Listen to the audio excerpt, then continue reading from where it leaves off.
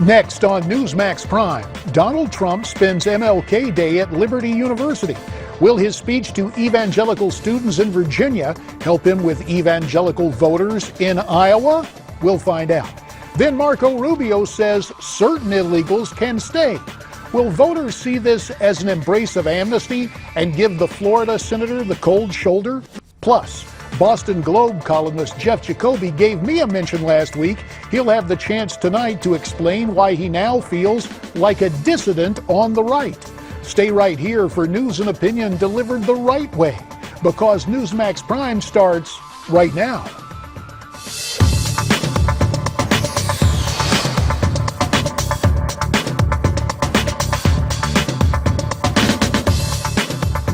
Good evening and welcome to the Monday night edition of Newsmax Prime. I'm J.D. Hayworth. Of prime interest tonight, eyes on the presidential prize. Donald Trump spends MLK Day speaking at Liberty University's convocation. And even though the Iowa caucuses take place 2 weeks from tonight, it looks like Trump is already looking ahead to November.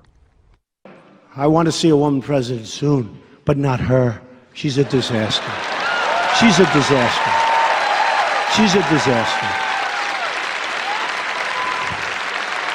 I mean, just think of the corruption and the scandal. We don't want to go through it. You just don't want to go through it. We want to see winning. We want to see win, win, win. Donald Trump on Hillary Clinton. So is the shift on focus and rhetorical fire coming at the right time for Trump and for the right reasons? I'm pleased to be joined here on the anchor desk by Miranda Kahn. In turn, we are joined first by presidential historian Craig Shirley. Craig, the president of Shirley and Bannister Public Affairs and author of the book, Last Act, The Final Years, An Emerging Legacy of Ronald Reagan. Craig joins us tonight from Northern Virginia. And Craig, a little downstate from you in Lynchburg, there was Donald Trump. He always has this kind of stream of consciousness delivery, but he took time out to train a lot of rhetorical fire toward Hillary Clinton. Is he getting ready for November instead of Iowa in 2 weeks? And should he? JD, the answer is yes, he should be, and I think it was a rather brilliant tactic to speak at Liberty Baptist today, knowing how important evangelical voters are in the Iowa caucuses, is that he dominates today's news coverage unlike any other candidate. He certainly maximized his opportunities, which is why he's the front runner today. We might be witnessing a new form of American conservatism emerging in the persona of his campaign and his candidacy. Rick, I want to ask you, one name obviously missing from the speech was Ted Cruz. Conservative talk show host Mark Levin told Trump to lay off Cruz or face losing his conservative support. Was the omission of Cruz a way of saying message taken? I think so, Miranda. You know, is that you cannot enter into these things lightly. You can't ignore, Rush Limbaugh or Mark Levin or Laura Ingraham or others. To do so is at your peril, because they are in touch with the American people, as is Newsmax, and they're immediate focus groups on what conservatives are really thinking. And I think, is that Trump's campaign has been very unconventional, but still, at times, conventional thinking does still resonate, does still apply. And if he's headed toward a first ballot nomination, he needs to think about consolidating the party. One of the ways is by going after Hillary, which is what he's doing. The other is to probably start laying off harsh attacks on his opponents, unless they start creeping up again in the polls. But he's ahead by, not in Iowa so much, but nationally in Iowa and in New Hampshire and other states. He's ahead by a hefty percentage. So he might want to think about laying off now. Craig, Donald Trump also spoke this morning about lobbyists and how Jeb and Hillary would feel obligated to the lobbying community. But listen to Donald Trump, at once a confessor and a reformer, so he says. Very interesting rhetorical delivery to this. Let's take a listen. Look, I know this game better than anybody. I've been playing this game for a long time, folks. On the other side, I changed sides. I was total establishment. Now I'm like the worst thing that ever happened to the establishment, because I understand the game. So Trump, on one hand, is saying, look, I'm going to be a reformer because I understand this. Isn't it interesting that it seems most voters don't dock Trump for having been part of the problem now that he's saying, let me tell you what really goes on and I can change it. But he's on a road to Damascus, and he's gone through a reformation, just like Paul did. And so there's something quite refreshing, I think, to the American voter, especially Republican primary voters, to somebody who is willing to confess their sins and ask for forgiveness and then become not a zealot, but somebody who has seen the other side and now a crusader for reform. And I think that's part of his appeal, quite frankly, is that he is so honest and so refreshing and so frank in his delivery and his speeches and his comments. Now, you were saying he used to be a part of the establishment. Do you think the establishment, as we know it, is starting to kind of squirm a little bit at the thought of a President Trump?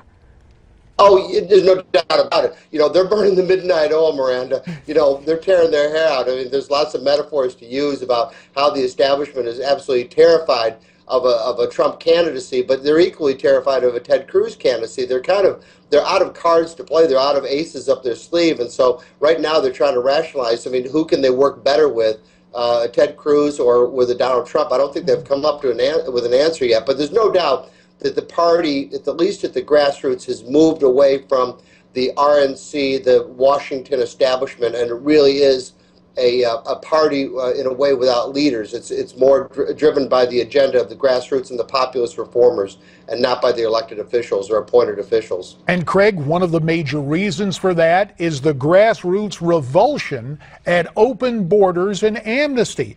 And of course, Trump brought that up today in the convocation at Liberty University.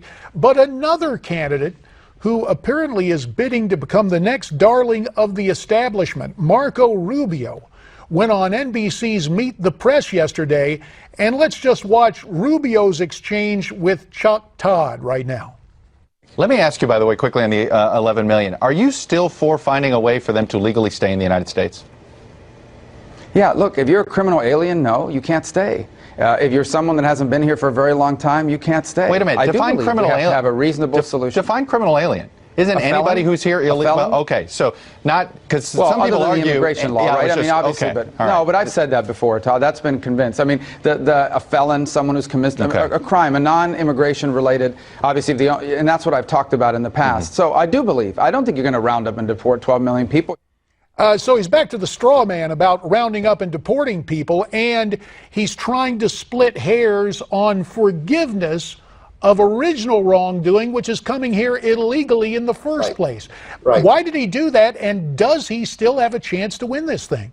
You know, JD, it's just political double talk, and this is what infuriates the grassroots. And this goes back to why I said that Trump is so refreshing, is because he's so frank and honest in what he's saying. Even if they disagree with him, at least it's a breath of fresh air, unlike the political double talk they've been getting from politicians from Barack Obama to Mitt Romney and now Marco Rubio, is that, and it's not going to help him. It's just going to becomes an issue, another reason to vote against him, another reason to question him, another reason to doubt him. It's not going to help him, and he ought to just stop with the political double talk and just, you know, maybe take a page out of Trump and just start talking straight to the American voter.